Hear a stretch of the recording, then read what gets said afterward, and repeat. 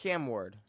We've talked about a couple Cam Ward quotes. You know, he dropped some lines here and there, but this is where I got a little confused. Not confused because you always got to back up your team and talk them up. Maybe if they're not even that good. But there was a time earlier this Wasn't he year just where. not talking Go about? ahead. Okay. Thank you. Yep. No, you're right. You're right. There was a time earlier this year where he said we're very mid right now, like all of us. Like this is a problem. We just need to do better. All the way to saying that he feels like he has a top 5 receiving core. Who the fuck are his receivers? Okay, here. How about this? How about I give you some receiving cores and see how far we go past 5, and then we'll get to who Tennessee's is and Wait, see if Tennessee lands in see, that but in that top 5 him spot. saying that puts him in a tough spot. Because if he looks bad with a top 5 receiving core, that's on you, buddy. Yeah, but that's just him saying. That's literally But they're just not him a saying top that. 5 receiving core. Yeah, that's just him saying there's a top. That they're a top 5 receiving core because if you look at okay, so I said 3 receivers and the tight end. We just call that the 3 Sure. starting receivers and the tight end. So obviously you got like Cincinnati, Jamar T Higgins, and then I don't know if you remember, bro, but long hair, Oshibas? on. Yes, there you go. Yeah, I Andre wasn't even Oshibas. going to try to pronounce it. And then I guess I don't even know who's really going to run at tight end for Cincinnati, but they have a choice between Gesicki and Noah Fant, so Yeah. they'll figure it out there. Dallas, you got CD Pickens, and then Turpin at wide receiver 3, and then Jake Ferguson. You can look at Philly, AJ Brown, Devontae Smith, Jahan Dotson, Dallas Goddard. Miami, even Miami. Now Tennessee might beat Miami, but they won't because there's two. Even though I don't. All right, Malik Washington and Darren Waller, put them to the side. It's still Tyreek Hill and Jalen Waddle. Even though it might be Tua throwing them the ball, we're just talking wide receiver cores. Now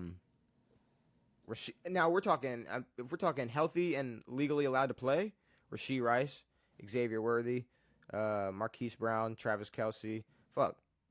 I'm not even going to gas it up that much, but Zay Flowers, Rashad Bateman, D-Hop as a wide receiver 3, Mark Andrews or Isaiah Likely. Whoever, pick your poison. Is he healthy? Is he missing week 1 or no? I don't know if there's been a confirmation on him missing week 1 or not. Okay. I'm going to assume he probably would, and I would honestly not be mad at that because why rush him back week 1 when he could be he could be 100% week 3? I'll take that. Yeah. I'll take that. We started 0-2. True. We started 0-2. I'll take that any day. But okay, Brandon Ayuk, Juwan Jennings, Ricky, and then George Kittle. Puka, Devontae Adams, Tutu, and Higbee. Terry, De'Ami Brown, Debo. Zach Ertz. Amon-Ra St. Brown. See, do you know how laughable that is? And we just fucking Williams. paid that guy $30-some million a year. Y'all gave that man $32 a year? Fuck out of here, bro. $32 a year. He deserves it. Fuck off. Tim Patrick, Sam Laporta for Detroit. Do you know Talus's? Do you know Tennessee's lineup? Do you know Tennessee's lineup? I can't even remember. They got Calvin, no? So they got Calvin Ridley, yeah. Which I'm not gonna shit on. Shit on. But Hendon Hooker. Is that a quarterback? Tyler Lockett. I thought he retired. Nope. Okay. He's wide receiver 2 on the Tennessee Titans. Beautiful. Van Jefferson. Oh, this is just old heads. And then at tight end you got old bro Okonkwo. So top 5 receiving core. I'm not totally positive if that's correct, but it's not as bad as I thought it was. Granted, it is very old. Tyler Lockett and Van Jefferson.